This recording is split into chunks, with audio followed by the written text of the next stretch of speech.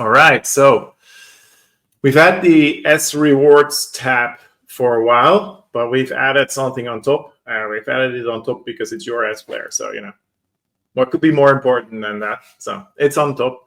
And what this is going to do for users is show basically, okay, where do you have your sFLR?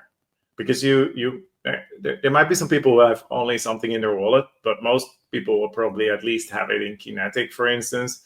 And maybe they are using liquidity pools in BlazeSwap, Anosis, SparkDex, some of those we haven't fully indexed yet. So that information is coming once we have that information figured out.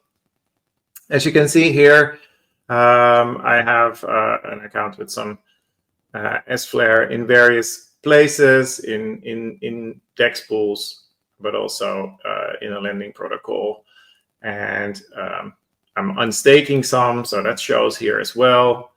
And well, this will basically just show you how much sFLR you have. And at the bottom, so this is the total that I have, and this is the amount that that's worth at the moment in RepFLR. But then I remember, like, okay, I think I staked that in December. On the 17th. So what I can do is I can click on December the 17th, obviously, and then I get what that was worth against that exchange rate on that day. So I can now see the difference between the exchange rate and the value in RepFLR today and the value on the 17th of December.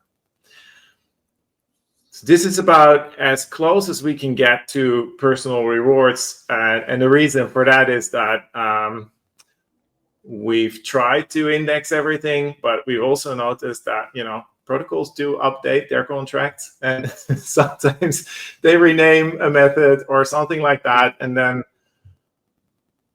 it doesn't show the data suddenly, or it doesn't show the data for the first 6 weeks of your protocol, and then it shows it for the rest. And we've tried it like for 3 months to get the numbers right, and we used my account, and it was very obvious what should be there, and it never managed to get all of that data. And I think that problem there is that, of course, all these protocols have their own roadmap and they make their own changes, and to follow that is nearly impossible.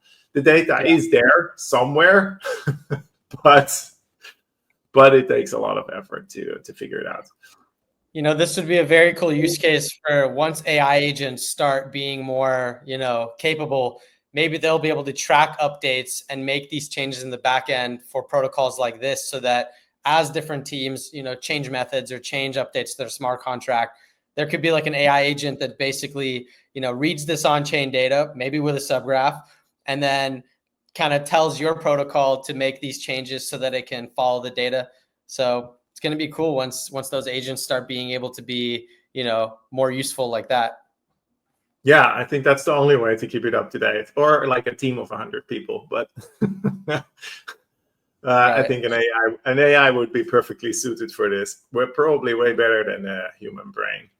So this is the new part where you can basically just compare the sFLR you have, how much, and basically how much you put in, if you know when you put it in there. You don't have to select the exchange rate from down here. These other two parts of the sReward tab also have data from the subgraph. This one shows the rewards. It actually has all kinds of features here, so we can actually also just show the staking rewards. As you can see, like here, we didn't tag them yet in the beginning because we didn't know that data was going to be useful. And I could have maybe theoretically gone in there and tagged them all manually in the hope that I got it correct. But, so you can just see like, okay, staking rewards, or I can just check out just the flare drops, or if I'm just interested in all the types of rewards that come in, then I can see them here. It shows certain breakdowns, last 30 days, which you can, by the way, also select here if you want some more detail.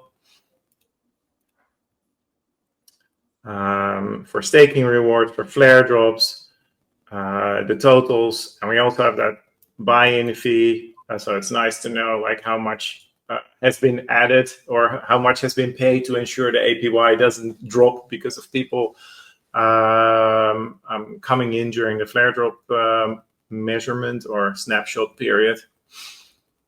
All of that information is here, and this is of course the exchange rate that has gone up. You can nicely see here that we made a change in dropping the rewards. Initially, we were sort of like spreading them out over a period with the hope of preventing gaming, and then we found another way that I think is more successful, where you can see the jumps here of the flare drops and the smaller ones of the staking rewards.